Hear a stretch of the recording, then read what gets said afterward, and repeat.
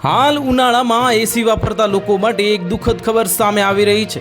આકરા ઉનાળામાં એટલી વધતી ગરમી વધી ગઈ છે કે એર કન્ડિશન હવે ઘરો અને ઓફિસો માટે જરૂરી બની ગયા છે। પરંતુ તાજેતરના સમયમાં એસી બ્લાસ્ટની ઘટનાઓએ લોકોની સલામતી અંગે ગંભીર ચિંતાઓ ઊભી કરી છે। આ સામાન્ય રીતે અકસ્માતો, વધુ પડતી ગરમી, ખામીયુક્ત વાયરિંગ અને મેન્ટેનન્સના અભાવના કારણે થાય છે। આવી સ્થિતિમાં તમારે કેટલીક સાવચેતી રાખવી જરૂરી છે જેથી તમારું એસી સુરક્ષિત રહે। લાંબા સમય સુધી સતત એસી ચાલવાથી કમ્પ્રેસર વધુ ગરમ થાય છે, જેનાથી આગ લાગવાની શક્યતા વધી જાય છે।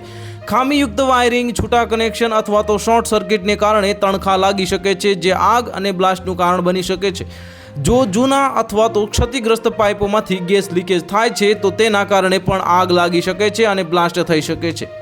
ગંદા ફિલ્ટર્સ અને ભરાયેલા વેન્ટિલેશન સિસ્ટમ્સ એસી પર વધારાનું દબાણ લાવે છે, જેનાથી તે બ્લાસ્ટ થવાનું જોખમ વધે છે। પાવરમાં અચાનક વધારો થવાથી એસીના આંતરિક ભાગોના નુકસાન થઈ શકે છે અને વધુ ગરમ થવાને કારણે વિસ્ફોટ થઈ શકે છે। ઉનાળાની ઋતુમાં એર કન્ડિશનરનો ઉપયોગ ઘણો વધી જાય છે, પરંતુ જો કાળજી ન લેવામાં આવે તો તે જીવલેણ પણ સાબિત થઈ શકે છે।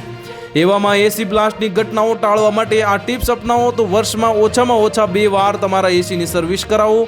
આનાથી ગેસ લીક, વાયરિંગ ફોલ્ટ અને ફિલ્ટરમાં જમા થયેલી ગંદકી સમયસર જાણી શકાય છે।